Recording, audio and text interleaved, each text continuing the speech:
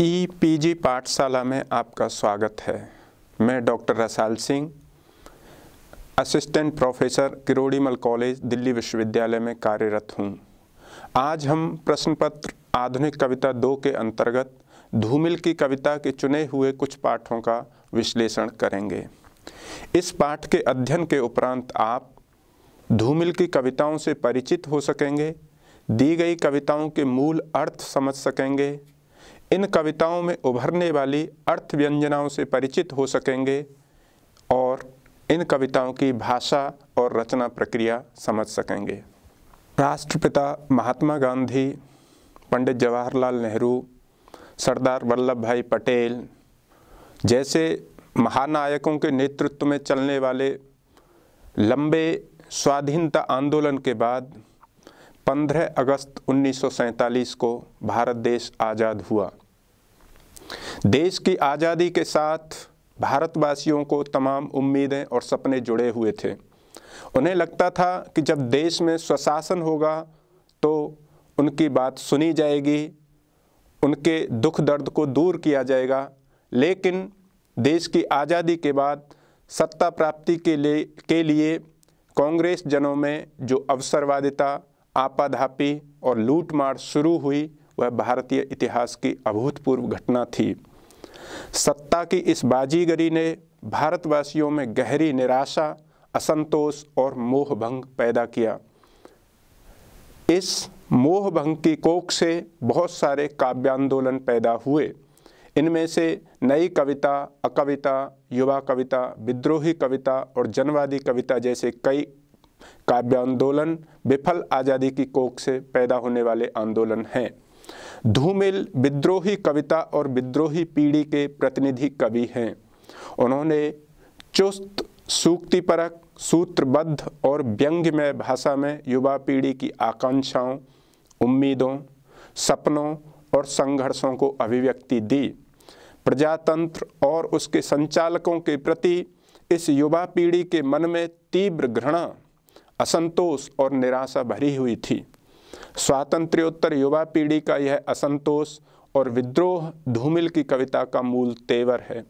उन्होंने नेताओं की चालाकी, धूर्तता और स्वार्थपरता का लगातार पर्दाफाश किया है। उनकी कविता में जहां बेबस और शोषित, उत्पीड़ित आम जनता के प्रति गहरी सहानुभूति है, वहीं उसके यथास्थितिवादी रवैये, उसकी मिमियाहट और बेमतलब जिंदगी के प्रति गहरा असंतोष, खींच और पीड़ा का भाव मौजूद है। धूमिल के 3 संग्रह आए। पहला संग्रह था संसद से सड़क तक, दूसरा था सुदामा पांडे का प्रजातंत्र और तीसरा था कल सुनना मुझे। इन तीनों ही संग्रहों में उन्होंने आम जनता के दुख दर्द और आज़ादी के बाद आए हुए जनतंत्र में किस तरह से आम आदमी को उपेक्षित किया गया, उसके हितों और हकों से उसे वंचित किया गया, इसकी अनुगूंज हमें लगातार सुनाई पड़ती है। धूमिल की 3 लंबी कविताओं के पाठ विश्लेषण द्वारा आप इस इकाई में उपर्युक्त विशेषताओं से परिचित हो पाएंगे। ये कविताएं हैं मोचीराम, प्रौढ़ शिक्षा और पटकथा। ये तीनों लंबी कविताएं उनके पहले काव्य संग्रह संसद से सड़क तक, जो सन 1972 में प्रकाशित हुआ था, उसमें संकलित हैं।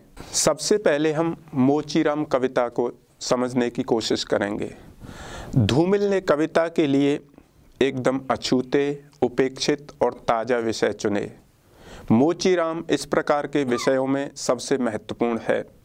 मोचीराम अपना काम पूरी ईमानदारी, निष्ठा और आत्मीयता के साथ करने वाला आम आदमी है। वह मेहनत का सर्वहारा है, जो रोज कुआं खोदकर पानी पीता है। वह अपने व्यवसाय को सबसे बढ़कर मानता है। कर्म ही पूजा के सिद्धांत में वह पूरा यकीन रखता है। वह अपने ग्राहकों को समदृष्टि से देखता है। वह जाति या वर्ग के आधार पर किसी को बड़ा या छोटा नहीं मानता। वह जूतों की मरम्मत के बहाने समाज और व्यवस्था की मरम्मत करना चाहता है।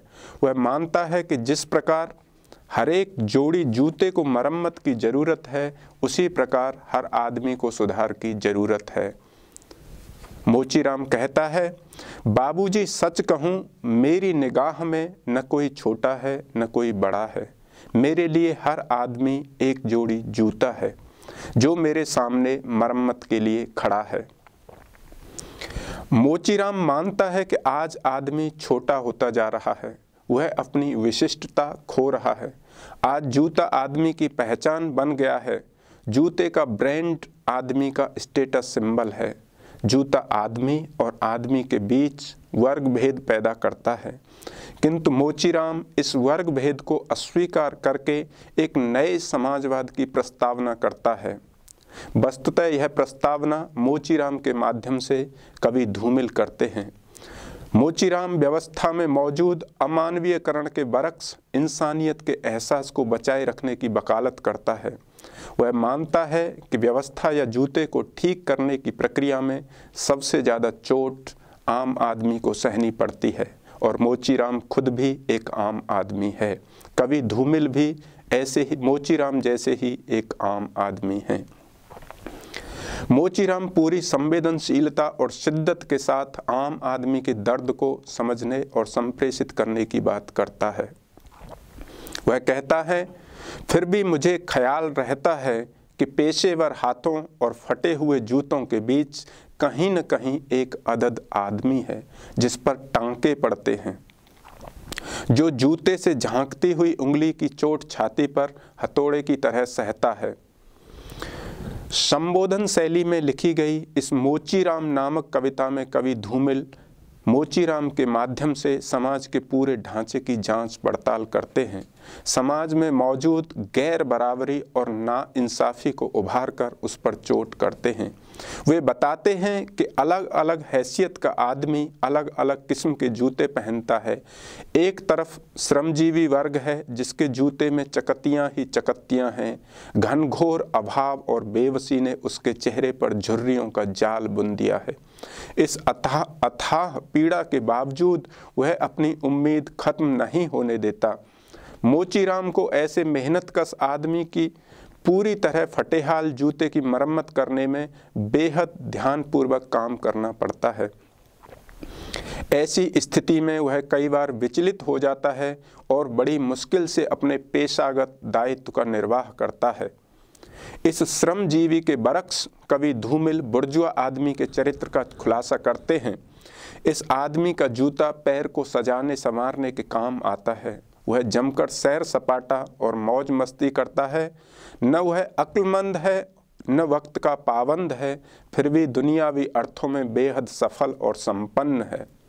उसके अंदर मानवीयता की जगह व्यापारी बुद्धि है जो हर चीज़ को नफ़ा नुकसान के तराजू पर तौलती है। यह लालची और लोलुप आदमी मोचीराम से घंटे भर काम करवा कर भी उसका सही मेहनताना नहीं देता, क्योंकि शोषण उसकी धमनियों में रक्त बनकर बहता है। यहाँ कवि धूमिल व्यवस्था की उस विडंबना को उभारना चाहते हैं जिसमें हर गरीब आदमी बदमाश और अमीर आदमी शरीफ माना जाता है। वे लिखते हैं, एक जूता और है जिससे पैर को नाद कर एक आदमी निकला है सैर को। न वह अक्लमंद है न वक्त का पाबंद है। उसकी आँखों में लालच है, हाथों में घड़ी है और उसे कहीं जाना नहीं है, मगर चेहरे पर बड़ी हड़बड़ी है। वह कोई बनिया है या विषाती है, मगर रोब ऐसा कि हिटलर का नाती है। यहाँ कवि धूमिल बनिया शब्द का प्रयोग करते हैं। बनिया से उनका किसी जाति विशेष का अभिप्राय नहीं है। वो वस्तुतः जो हर चीज़ में नफ़ा नुकसान का गणित लगाता है उस व्यक्ति के ऊपर व्यंग करते हैं। श्रमजीवी और परजीवी को आमने सामने खड़ा करके कवि धूमिल व्यवस्था की उस विसंगति को रेखांकित करना चाहते हैं जो सही आदमी को असफल और अभावग्रस्त बनाती है और गलत आदमी को सफल और संपन्न बनाती है। धूमिल इस विसंगति का सख्त विरोध करते हैं और उसका पर्दाफाश करते हैं। मोचीराम के माध्यम से मेहनतकश आदमी में अंतर्निहित मानवीयता और संवेदनशीलता को अभिव्यक्त करते हुए धूमिल बताते हैं कि व्यवस्था के विरोधाभास पीड़ाजनक हैं। मोचीराम अपने निजी पेशागत हित से अलग हटकर व्यापक मानवीय दृष्टि से घटनाओं, व्यक्तियों और व्यवस्था का विश्लेषण करता है। व्यवस्था में मौजूद अन्याय, असमानता और अराजकता लगातार उसकी छाती पर हथौड़े की तरह चोट करते हैं। वह मानता है कि अगर व्यक्ति का जीवन प्रामाणिक नहीं है तो धर्म, कर्म और रंडियों की दलाली में कोई खास फर्क नहीं है। वो कहता है, और बाबूजी, असल बात तो यह है कि जिंदा रहने के पीछे अगर सही तर्क नहीं है तो रामनामी बेचकर या रंडियों की दलाली करके रोजी कमाने में कोई फर्क नहीं है। मानवीय संवेदना ही व्यक्ति को जीने का सही तर्क और सही तरीका देती है। मानवीय संवेदना के अभाव में आदमी अपनी अलग पहचान खोकर स्वार्थ मग्न भीड़ का हिस्सा बन जाता है। अमानवीय व्यवस्था तंत्र उसे अपनी चपेट में ले लेता है। वह व्यक्ति की इच्छाओं को बढ़ावा देकर उसे सामाजिकता से काट देता है। आज के परिदृश्य में जो उपभोक्तावाद नजर आता है वह वस्तुतः व्यक्ति को सामाजिकता से काटकर एक व्यक्ति मात्र बना देता है, एक उपभोक्ता बना देता है जो लगातार बाजार में कुछ न कुछ खरीदते रहना चाहता है। इस कविता में धूमिल इस प्रकार की सामाजिकता से कटे हुए स्वार्थलीन व्यक्ति के ऊपर भी व्यंग करते हैं। तंत्र की अमानवीयता, बर्बरता और अराजकता को देखकर संवेदनशील आदमी के लिए अपनी भावनाओं पर नियंत्रण रखना मुश्किल हो जाता है। उसका मन विचलित हो जाता है और बार बार व्यवस्था से विद्रोह करने लगता है। उसे लगता है कि सत्ता के नकाब के पीछे एक खूंखार चेहरा है जो आम आदमी पर लगातार चोट करता है। धूमिल मानते हैं कि सत्ता का यह दोगलापन गंभीर चिंता की बात है। वे मानते हैं कि सोचने से ही बदलाव की जमीन तैयार होगी। जो व्यक्ति सोचता नहीं है वह मर जाता है। उदय प्रकाश की एक बहुत महत्वपूर्ण कविता है, उसकी पंक्तियां हैं, मरने के बाद आदमी कुछ नहीं बोलता, मरने के बाद आदमी कुछ नहीं सोचता, कुछ न बोलने और कुछ न सोचने से आदमी मर जाता है। कवि धूमिल भी इसी प्रकार की जो यथास्थितिवाद है उसके ऊपर चोट करते हैं। कवि बुद्धिजीवी वर्ग की कायरता और अवसरवादिता पर भी चोट करता है। वह मानता है कि बुद्धिजीवी वर्ग गर्म लोहे को ठंडा करता है और जनता के गुस्से को गुमराह करता है। असल में वह पूंजीवादी व्यवस्था का एजेंट है जो उसके टुकड़ों पर ऐश करता है। कवि का मानना है कि कोई भी काम किसी भी जाति का विशेषाधिकार नहीं है। वह मानता है कि कोई काम छोटा या बड़ा नहीं होता। वह मानता है कि हर इंसान के अंदर सपने देखने और उन्हें साकार करने की क्षमता मौजूद होती है। हर आदमी के अंदर संघर्ष का मादा होता है। हर आदमी के विरोध का तरीका, साधन और शब्दावली अलग अलग होती है। कुछ ऐसे होते हैं जिन्हें व्यवस्था की चालबाजियों का अंदाज़ा नहीं है और कुछ रोज़मर्रा की ज़रूरतों के मारे हैं। कुछ ऐसे होते हैं जो सीधे सीधे व्यवस्था की खिलाफत करते हैं, उसके शोषण चक्र के खिलाफ बगावत का झंडा बुलंद करते हैं। कवि धूमिल भविष्य गढ़ने में इनकार से भरी हुई एक चीख और एक समझदार चुप दोनों को समान रूप से कारगर मानते हैं, क्योंकि दोनों अपने अपने तरीके से यथा स्थिति को अस्वीकार करते हैं। व्यवस्था के शोषण तंत्र का मौन प्रतिकार भी कम महत्वपूर्ण नहीं है, क्योंकि यह मौन मजबूरी और बेचारगी का परिणाम होता है। समाज के एक हिस्से में व्यवस्था की नाकाफियत और नाइंसाफ़ी के खिलाफ विद्रोह की चेतना जागृत हो जाती है, वहीं दूसरे हिस्से में भूख से बेबसी और चुप्पी पैदा होती है। दुनिया की सबसे बड़ी सच्चाई पेट की भूख है, इसके बाद ही विद्रोह और इंकलाब आता है।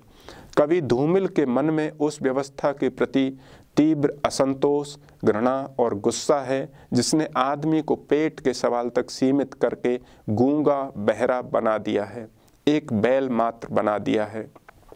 वे लिखते हैं, कुछ हैं जिन्हें शब्द मिल चुके हैं, कुछ हैं जो अक्षरों के आगे अंधे हैं। वे हर अन्याय को चुपचाप सहते हैं और पेट की आग से डरते हैं। जबकि मैं जानता हूँ कि इनकार से भरी हुई एक चीख और एक समझदार चुप दोनों का मतलब एक है। अब हम कवि धूमिल की दूसरी कविता प्रौढ़ शिक्षा को समझने का प्रयास करेंगे। इस कविता में भारत सरकार का जो कार्यक्रम है प्रौढ़ शिक्षा अभियान, उसका जायजा लेने का कवि प्रयास करता है। कवि कहता है कि शिक्षा आदमी को आदमी होने का सही अर्थ समझाती है, वह उसे जिंदगी का मतलब और मकसद देती है, आदमी को उसके अधिकारों और कर्तव्यों से परिचित कराती है, सत्ता के शोषण चक्र की पहचान और उसके तिलिस्म को तोड़ने की सामर्थ्य देती है। शिक्षा मनुष्य में सही और गलत का फर्क करने की चेतना पैदा करती है, वह आदमी को जीने का सही सलीका और जिंदगी की चुनौतियों से जूझने का साहस देती है। धूमिल शिक्षा के इस महत्व को भली प्रकार समझते हैं, इसलिए वे किसानों और मजदूरों के बीच शिक्षा के प्रसार की जरूरत को रेखांकित करते हैं। वे स्वातंत्र्योत्तर भारत में प्रौढ़ शिक्षा कार्यक्रम बड़े जोर शोर से चलाया गया। यह कार्यक्रम केवल अक्षर ज्ञान तक सीमित था, यह बेहद औपचारिक, उथला और कागजी कार्यक्रम साबित हुआ। कवि धूमिल शिक्षा को व्यापक संदर्भों में ग्रहण करते हैं और किसानों मजदूरों के सामने सत्ता व्यवस्था की असलियत का खुलासा करना चाहते हैं। वे अक्षर ज्ञान तक सीमित न रखकर उन्हें उनके वास्तविक हालात से रूबरू कराना चाहते हैं।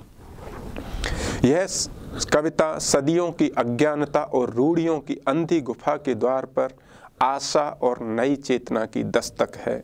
यह युगों युगों के दर्द की समाप्ति का उद्घोष है। यह विकास की मुख्य धारा में शामिल होने का घोषणा पत्र है। यह जिंदगी में बदलाव की सहमति और जिंदगी की यातनाओं के खिलाफ आवाज है। यह कविता शताब्दियों के अंधेरे को समझने की कोशिश है। यह कविता शोषण की पहेली को सुलझाती है। जो व्यवस्था आदमी को जानवर सा बनाती है, यह उसकी खिलाफत करती है। धूमिल जंगल राज के समानांतर एक सही जनतंत्र की बात प्रस्तावित करते हैं। वे अमानवीयता के अंधेरे के खिलाफ संघर्ष चेतना की लालटेन की लौ तेज करते हैं। वे किसानों और मजदूरों को अतीत के अन्याय और शोषण से सबक लेकर एक सही व्यवस्था की शुरुआत के संघर्ष में शरीक करना चाहते हैं। वे लिखते हैं, लालटेन की लौ जरा और तेज करो, उसे यहाँ पेड़ में गड़ी हुई कील से लटका दो। हाँ, अब ठीक है। आज का सबक शुरू करने से पहले मैं एक बार फिर वह सब बतलाना चाहूँगा जिसे मैंने कल कहा था, क्योंकि पिछले पाठ का दोहराना हर नई शुरुआत में शरीक होना है। धूमिल बताना चाहते हैं कि मेहनत का जीवन भर जिस व्यवस्था का लिहाज करता है, वह व्यवस्था उसका तनिक भी लिहाज नहीं करती। वह इंसानी तकाजों तक को खूंटी पर टांग कर आदमी को रोज बरोज नंगा करने पर उतारू है और भूखा मारती है। व्यवस्था जानती है कि आदमी को अनपढ़ बनाए रखकर उसकी अभिव्यक्ति क्षमता को छीन कर ही उसको आसानी से शिकार किया जा सकता है। हमारे चालाक स्वराज्य अपढ़ गंवार जनता के सीधेपन का लाभ उठाकर आज़ादी का अपहरण कर ले गए। उन्होंने जनता के हिस्से की हवा, धूप और रोशनी तक छीन ली। वे पुरखों के नाम, सिद्धांत और आदर्श की ओट में मज़े से पीना खाना कर रहे थे। उन्होंने भोली अपढ़ जनता को भरमाने के लिए दो मुही भाषा और दोहरे सिद्धांत ईजाद किए। उनकी आड़ में न्यायालय से लेकर खेत की मेड़ तक किसान को उसके हक से वंचित कर दिया। उसे सच्चा पृथ्वी पुत्र और संसार का अन्नदाता जैसे झूठे झुंझुने थमाकर निरक्षर और गुलाम बनाए रखने की साजिश रची।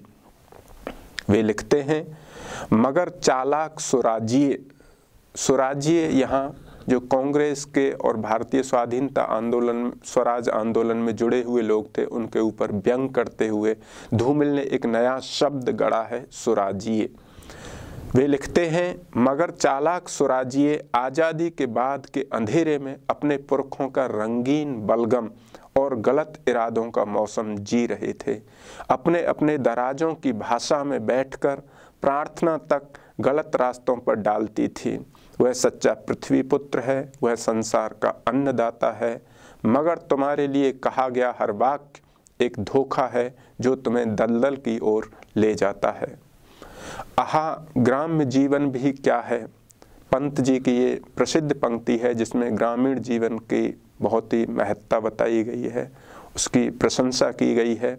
उस पर व्यंग करते हुए धूमिल बताते हैं कि आहा ग्राम्य जीवन भी क्या है, कहना ग्राम्य जीवन की थोथी और झूठी प्रशंसा है।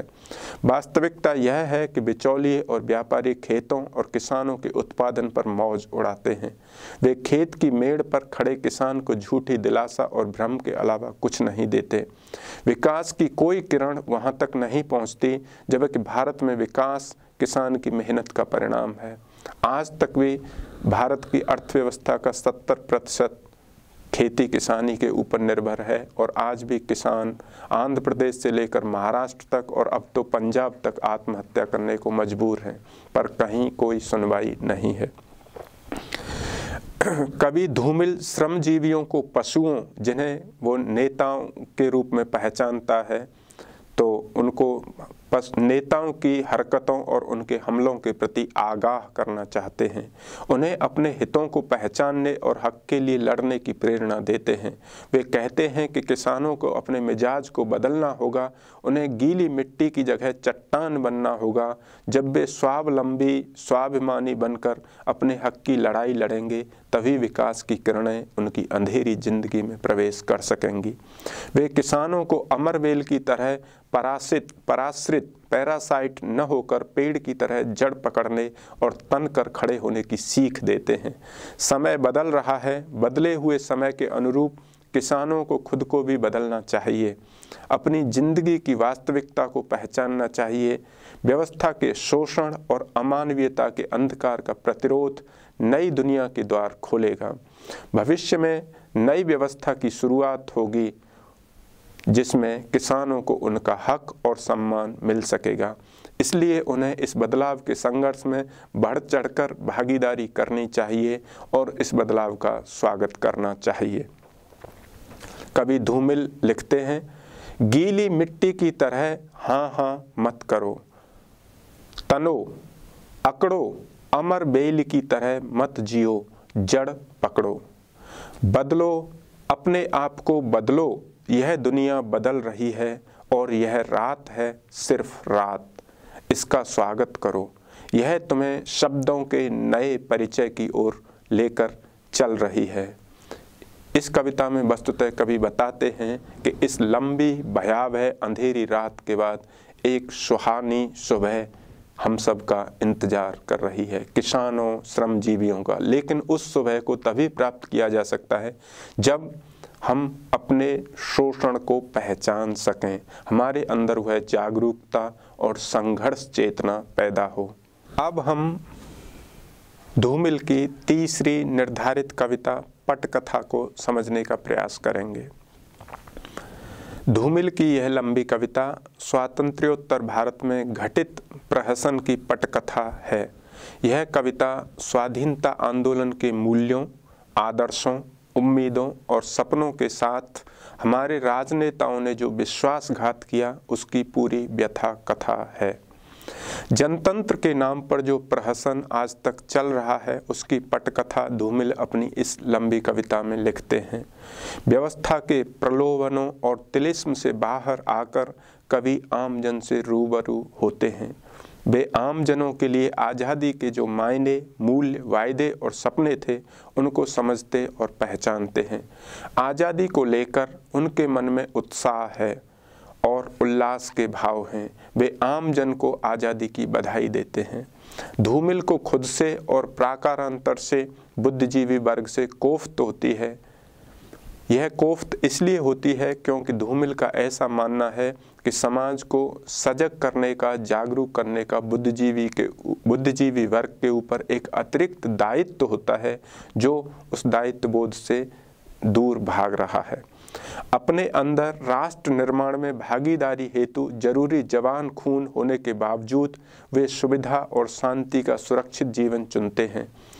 आज़ादी के सपनों को पूरा करने के लिए जो परिश्रम और संघर्ष किया जाना था उसकी जगह बुद्धिजीवी वर्ग ने सिर्फ इंतजार किया, मगर महज इंतजार से बदलाव नहीं आता। आज़ादी के साथ यह उम्मीद थी कि कोई बालक भूखा रहकर स्कूल नहीं जाएगा, कोई छत बारिश में नहीं टपकेगी, कोई आदमी लाचारी में नंगा नहीं रहेगा, कोई दवा के अभाव में घुट घुट कर नहीं मरेगा।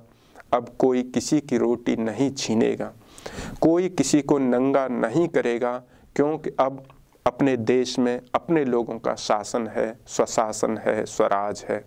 हमने आज़ादी पाली है। ये उम्मीद और ये सपने बेहद लुभावने और सुहावने तो थे, पर सच्चे न थे। बार बार लोग इन सपनों को साकार करने की उम्मीद में लोकनायक नेहरू को चुनते रहे। द्रष्टव्य है कि आज़ादी के बाद लंबे समय तक नेहरू जी ही इस देश के प्रधानमंत्री थे और संसदीय लोकतंत्र में प्रधानमंत्री ही नीति नियंता होता है। बार बार पंचवर्षीय योजनाएं आती जाती रहीं, विश्व शांति और पंचशील के सूत्र समझाए जाते रहे और तसल्ली दी जाती रही कि सब कुछ सही होगा, लेकिन वास्तविकता यह थी कि कहीं भी कुछ भी सही नहीं था। कहीं कोई बड़ा बदलाव नज़र नहीं आया, यथा स्थिति बनी रही। कभी कभी हालात बहुत खराब होते थे और उम्मीद उतार पर होती थी, तब छोटा मोटा विरोध और बहसें होती थीं, जिनमें बदलाव की चिंता कम और नोक झोंक ज़्यादा होती थी। यहाँ धूमिल का संकेत विपक्ष की ओर है, जिसमें इतनी ज़्यादा आपसी कलह, द्वेष, ईर्ष्या और उठापटक थी कि वह भी कोई सकारात्मक विकल्प दे पाने की स्थिति में नहीं थे। धीरे धीरे लोग नाउम्मीद होते गए, क्योंकि मौसम में बदलाव तो दूर, कोई मौसम ही न बचा था। हर तरफ सपनों का शमशान था, मुर्दा शांति और दम घोंटू सन्नाटा था। कहीं कहीं अमीरी के टापू थे, जिन्हें घोर गरीबी और जहालत के बीच देखना बड़ा डरावना था। वे लिखते हैं, मैंने इंतजार किया, अब कोई बच्चा भूखा रहकर स्कूल नहीं जाएगा, अब कोई छत बारिश में नहीं टपकेगी।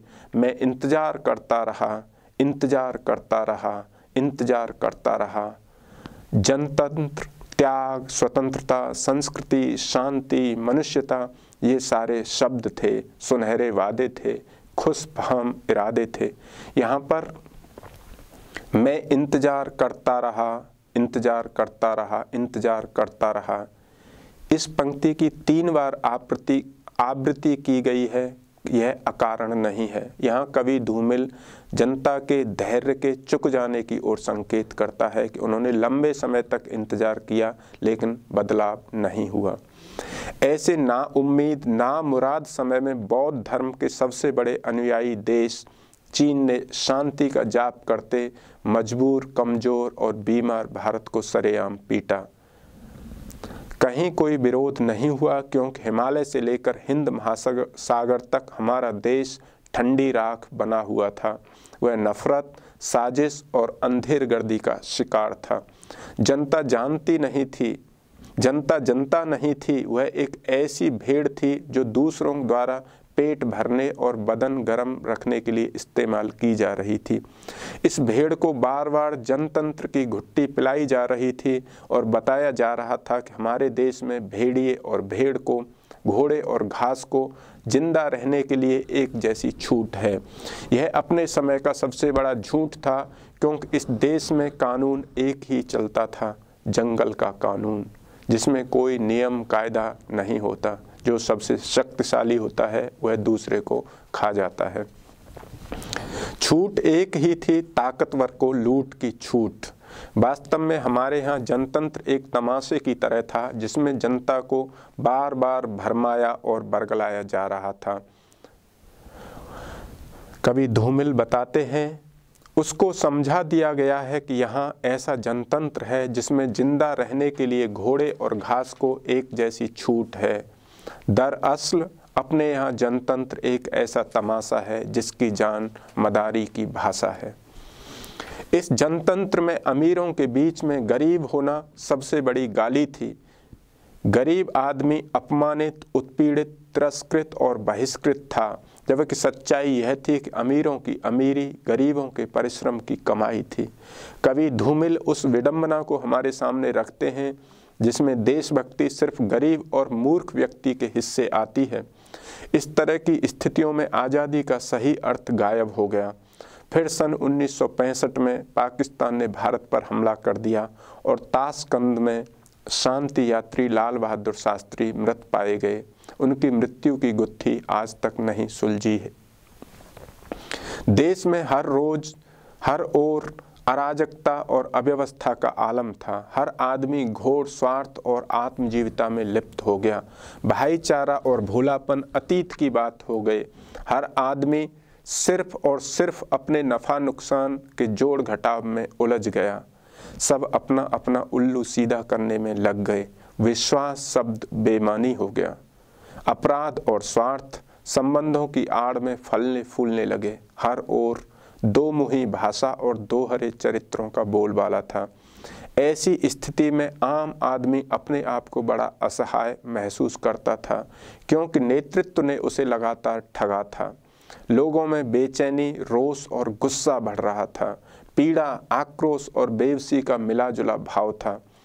इस कविता में कवि धूमिल कहना चाहते हैं कि ऐसे समय में बुद्धिजीवी वर्ग की अत्यंत महत्वपूर्ण भूमिका हो सकती थी, मगर उन्होंने खुद को और देश को एक बार फिर छला। ऐसे विकराल समय में डॉक्टर राम मनोहर लोहिया जैसे एकाध नेता जरूर धूमकेतु की तरह दृश्य पटल पर नजर आए, जिन्होंने गैर कांग्रेसवाद का नारा दिया। उन्होंने बताया कि देश की ज़्यादातर समस्याओं की जड़ कांग्रेस का वर्चस्व है। कवि धूमिल खुद गैर कांग्रेसी विकल्प की वकालत करते हैं और कहते हैं कि कांग्रेस के अलावा किसी को भी चुना जाए, पर कांग्रेस को जरूर अपदस्थ किया जाए। इस ठहराव को, इस जड़ता को तोड़ना और नई शुरुआत करना निहायत जरूरी है। उनके मन में वर्तमान व्यवस्था के खिलाफ गहरी नफरत है। वे अपने आसपास की वास्तविक जिंदगी को नज़रअंदाज करके आंकड़ों के आधार पर भविष्य के कार्यक्रम और योजनाएं बनाने वाले नेतृत्व का विरोध करते हैं। वे उन कारणों की पड़ताल करना चाहते हैं जिनकी वजह से विद्रोह का जज्बा चुक गया है और आदमी ने झुकना सीख लिया है। झुकना सीख लिया है का मतलब सत्ता और सरकार के सामने समर्पण कर दिया है। अब वह बगावत नहीं कर सकता। कवि धूमिल मानते हैं कि भूखे आदमी की सबसे पहली और सबसे बड़ी जरूरत रोटी होती है, पर इस रोटी को पाने के लिए विद्रोह और संघर्ष जरूरी है। रोटी की कीमत क्या है, उसके लिए किन सिद्धांतों, किन आदर्शों, किन आकांक्षाओं और किन दायित्वों की बलि दी जा रही है, यह जानना भी जरूरी है। अगर इन प्रश्नों का सही, सटीक और संतोषजनक जवाब नहीं है तो आदमी और पशु में अंतर नहीं है। व्यवस्था भूख के हथियार से आदमी के स्वाभिमान और भाषा का शिकार करती है। वह उसकी अभिव्यक्ति और विरोध की सामर्थ्य को खत्म करती है। उसे पराश्रित, कमजोर और डरपोक बनाती है। इंसाफ और हक सिर्फ उसे मिल सकते हैं जो व्यवस्था की खूंखारता का सामना करने का हौसला और साहस रखता है। धूमिल यहाँ यह भी बताना चाहते हैं कि जंगल को जंगल की भाषा में ही जवाब दिया जा सकता है। लोहे को लोहा ही काटता है। इसके लिए संकल्पबद्ध और संघर्ष के लिए सन्नद्ध होने की ज़रूरत है। वे यहाँ यह भी बताना चाहते हैं कि व्यवस्था के खिलाफ संघर्ष की इस मुहिम में कोई अकेला नहीं है। लाखों लोग सही नेतृत्व और सही पहल के इंतजार में खड़े हैं। वे तटस्थ इसलिए हैं क्योंकि राह दिखाने वाला कोई मजबूत और भरोसे का नेता नहीं है। बुद्धिजीवी वर्ग समाज को दिशा देता है। वह उसकी विवेक चेतना और संघर्ष चेतना को जागृत करता है, उसे धार देता है, उसे बेहतर विकल्प सुझाता है। मगर स्वातंत्र्योत्तर भारत का जो शिक्षित वर्ग है वह अपनी सुरक्षित और सुविधाजीवी जिंदगी के दायरे से बाहर निकलकर इस दायित्व के निर्वाह के लिए तैयार नहीं है। वह अपनी सुविधाओं की सीमा में सिमटा हुआ है, क्योंकि उसके पास व्यापारी बुद्धि है जो परिवर्तन का श्रेय तो लेना चाहती है, पर उसके लिए कोई खतरा नहीं उठाना चाहती। यह वर्ग इस तरह से क्रांति करना चाहता है कि सांप भी मर जाए और लाठी भी सुरक्षित रहे। जहाँ लाठी की फिक्र होगी वहाँ सांप मर ही नहीं सकता। भारत देश बुद्धिजीवी जमात के इस टुच्चे लालच का शिकार हो गया। इस ऐतिहासिक दुर्घटना ने आमूल बदलाव की संभावनाओं को समाप्त कर दिया। बुद्धिजीवी वर्ग के प्रगतिशील और जनवादी विचारों पर स्वार्थ और सुविधा की जो काई जमी हुई है, धूमिल उसे खरोंचना चाहते हैं। वे आदमी के अंदर के मैल को भी धो डालना चाहते हैं। सन 1967 ईस्वी में चौथा आम चुनाव हुआ। कई प्रांतों में गैर कांग्रेसी सरकारें बनी। अलग अलग झंडे फहराने लगे। नेताओं के अलग अलग गुट, अलग अलग नस्लें, अलग अलग रूप, अलग अलग रंग, अलग अलग चाल, चरित्र और चेहरे नजर आने लगे। जो एक बात सब में थी वह थी सत्ता की भूख। जनता इस नज़ारे को देखकर और भी ठगा हुआ महसूस कर रही थी। देश में असंख्य रोग थे, अनगिनत समस्याएं थीं। भारत एक विशाल दलदल की तरह था जिसके किनारे अधमरा जनतंत्र पड़ा था, जिसमें जाति, धर्म, संप्रदाय, पेशा और पूंजी के असंख्य कीड़े कुलबुला रहे थे। नेता इस अधमरे पशु को नोच खसोट रहे थे। जितने भी मानवीय मूल्य और गुण हैं उनकी धज्जियां उड़ाई जा रही थीं। ईमानदार से ईमानदार आदमी के पास चोर जेबें थीं और वह उन्हें भरने में लगा हुआ था। हिंसा, अहिंसा, चापलूसी और निष्ठा का भेद मिट चुका था। सब लोग हिंदुस्तान को पीट रहे थे, घसीट रहे थे। हिंदुस्तान अधमरा हो चुका था, घायल था और हर मोर्चे पर मात खा रहा था। ऐसा इसलिए हुआ क्योंकि नाउम्मीदी, भूख, मुफलिसी और दिशा भ्रम ने लोगों को जानवर से भी बदतर बना दिया था। वे अपने अपने तरीके से अपना अपना पेट भरने में लगे हुए थे। कभी धूमिल को फिर भी आमजन से कोई शिकायत नहीं है क्योंकि वे उनकी मजबूरी को समझते हैं और मानते हैं कि वे अपने हैं और उन्हीं की आंखों में भविष्य के सुंदरतम सपने हैं। वे उन्हें गलत हाथों का हथियार बनने से रोकना चाहते हैं क्योंकि अंधी और हिंसक भीड़ को सही दिशा दिया जाना बेहद जरूरी है। जनता को जगाकर और जोड़कर ही सही मायनों में बदलाव लाया जा सकता है। कभी धूमिल की उम्मीद धूमिल पड़ने लगती है और उन्हें लगता है कि सत्ता परिवर्तन के बावजूद कहीं कोई बड़ा बदलाव नहीं है, बस छोटे मोटे बदलाव हुए हैं। अब कुछ नए लोग नहले से दहला बन गए हैं और पहले से थोड़ा ज़्यादा झुककर और ज़्यादा मुस्कुराकर जनता के सामने आने लगे हैं। वे ज़्यादा भरोसे की भाषा बोलते हैं। उनकी आवाज़ पहले वालों से ज़्यादा मीठी है, पर सच्चाई यह है कि बोतल तो नई है पर शराब पुरानी ही है। धूमिल कहते हैं कि कुर्सियाँ वही हैं, सिर्फ टोपियाँ और चेहरे बदल गए हैं।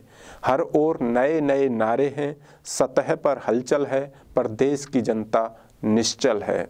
वे लिखते हैं, मैं रोज़ देखता हूँ कि व्यवस्था की मशीन का एक पुर्जा गर्म होकर अलग छिटक गया है और ठंडा होते ही फिर कुर्सी से चिपक गया है।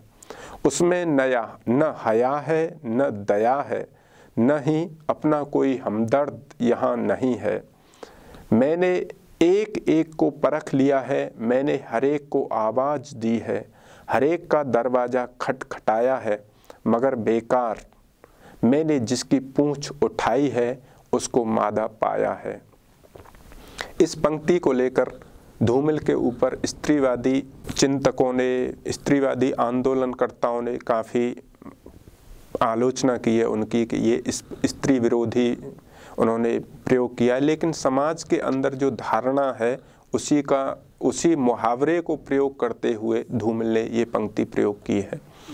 भारत देश में समाजवाद भी एक ऐसा खोखला नारा बन गया है जिससे कोई उम्मीद नहीं की जा सकती। जो गरीब है वह दया का पात्र और लाचार है। जो इस गरीब और भूख के खिलाफ मुट्ठी तानता है वह नक्सल है, अपराधी है। संसद को देश की धड़कन और जनता का दर्पण कहा जाता है, पर सच्चाई यह है कि संसद तेली की वह घानी है जिसमें बूंद भर तेल और पूरा का पूरा पानी है। आज संसद में अपराधियों, व्यभिचारियों, ठगों, उचक्कों और दलालों की भरमार है। पूरी मिलावट और झूठी सजावट है। ईमानदार आदमी को अपनी ईमानदारी का मलाल है और जो सच बोलता है वह सबसे फटे हाल है। देश की आज़ादी के 68 साल बाद भी स्थिति में कोई ज़्यादा फर्क नहीं है। हर ओर वही लूट मार और जूतम पैजार है। हर ओर वोट का व्यापार है, लूट, ठगी और व्यभिचार है।